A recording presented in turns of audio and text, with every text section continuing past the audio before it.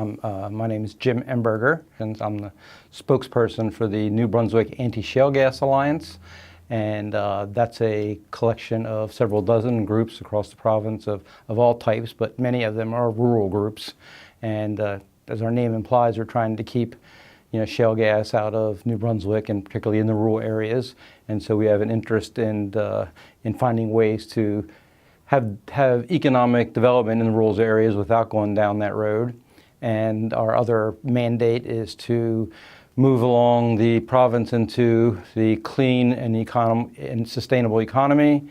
And so, of course, that largely impacts rural communities with issues, anything from local food, to sustainable practices, transportation and communication, all those things that are necessary to create that kind of clean society. Yeah, my name is Amy Floyd, and I live in Taymouth. So I'm originally from a very rural community called Cassidy Lake, but I've been in Taymouth for the last almost 4 years. Sort of the heart of it all comes down to rural depopulation. And I really understand that job creation is a critical part of that. But I feel like we have to make our own jobs and stop waiting for things to come to us. And we also have to really stop accepting jobs that just rely on natural resource extraction as our only industry. It's really been our history here, and I think that we need to start to rewrite that story.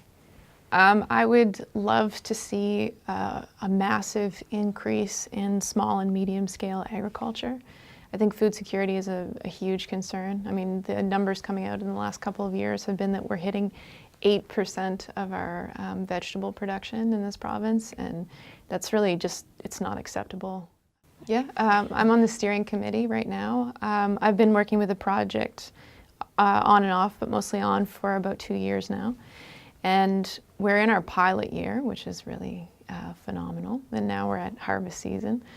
But the vision for this teaching farm was to get people in there for around 30 weeks and learn all of the skills that they would need for a small scale sort of micro market garden, with the thought that they would be able to run it as a business. So it would be a reasonable income for at least one person. And we'd be working on like maybe an acre to an acre and a half. And I think that's really seems to be the trend that a lot of people want to move towards for food production. And it's beautiful in its own way because it doesn't require a tractor, using like almost no diesel or gasoline.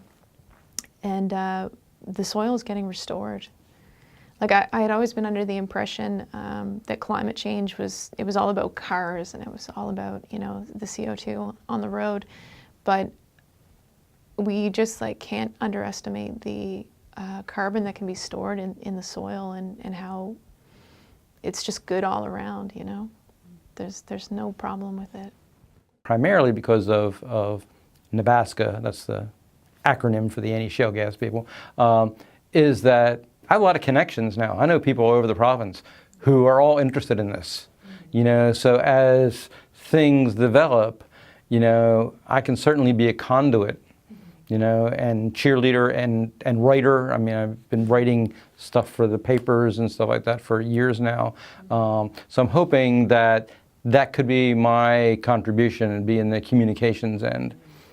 And I'd like to, even with the media co-op, get involved more with that, because I've always supported that and that alternative journalism, but I've been writing for the mainstream because that's what I got to do, and so anyway, so that's just personally, I'm hoping that there is a niche there that I can fill, because I guess it'd be nice to be doing something positive for a while instead of fighting something to stop it.